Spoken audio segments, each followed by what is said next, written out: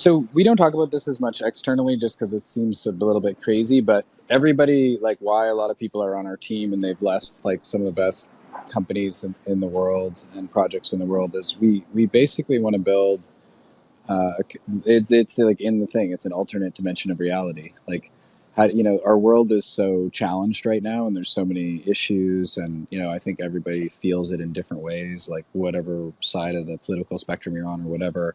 And so this was just kind of our way of being like, okay, like let's just kind of reinvent everything from the ground up, and then we can use a lot of this experimentation in terms of new governance systems, new economic models, new asset models, new ways of like being in community.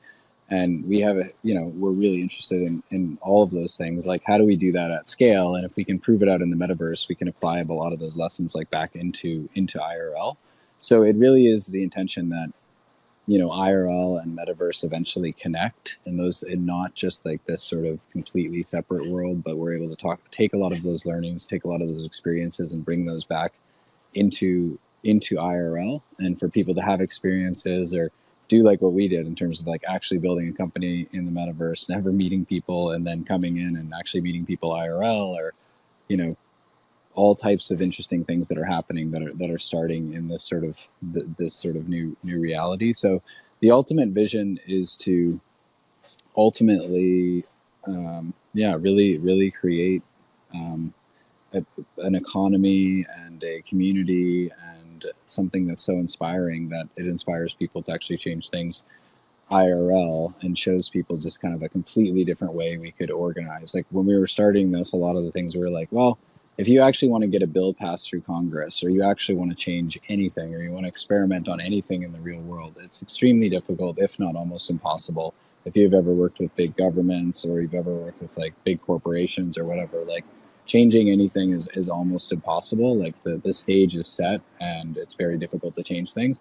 This is a completely, where else can we go? We could go to Mars, or we have like the metaverse. Like those are basically the two places we can go, and we can experiment, and we can think about things from scratch. And so the vision is to really build something at the scale of a country, and to build one of the biggest sort of economies in the world, and to build that within the metaverse, and then sort of have that be like its own network state, and can come back down into IRL, and then hopefully eventually one day build IRL. But in terms of, that's more like 20 years, but in the shorter term, it's really building the greatest game that's ever been built. It's thinking, what is, so many people are gamers now. So many people have had experiences with games. Like look at all the new technology coming on. Look at it, what's just happened in the last year. Like what is possible now is not even close to what it was before. We're literally going through a phase shift. So how do we just build the greatest game that has ever been created? The game of life,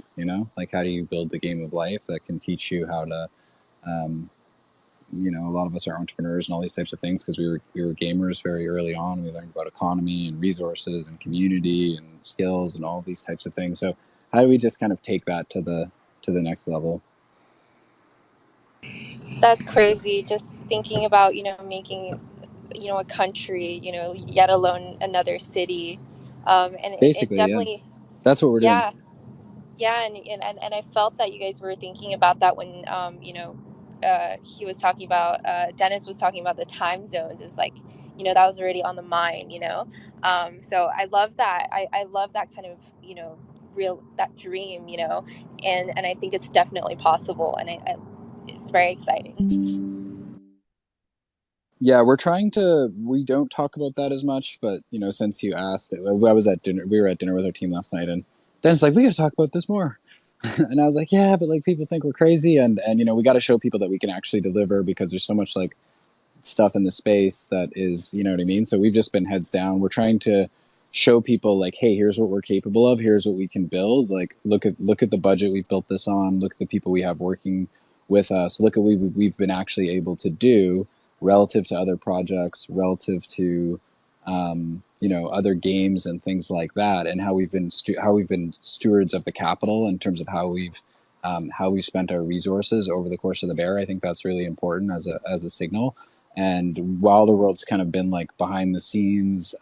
We haven't really I think gotten the credit, or people don't really understand it. It's kind of been, some people thought it's a scam, like all this stuff. Like we've just basically been building, and I think what we want to do is show people what we're capable of with not our words, but be like, here it is. Like you can experience it right now. Like we've been building it for years now. Take that and extend that out and imagine what is possible. Sort of, if we get more people involved, we bring in more resources, more community members. Imagine what we can do is we can take this and we can make it, we can actually build it. So that's kind of the moment that we're at right now, which is, why we're really excited to be here. It's really a phase shift for us after many years of just pretty much, working really hard on trying to bring this to market.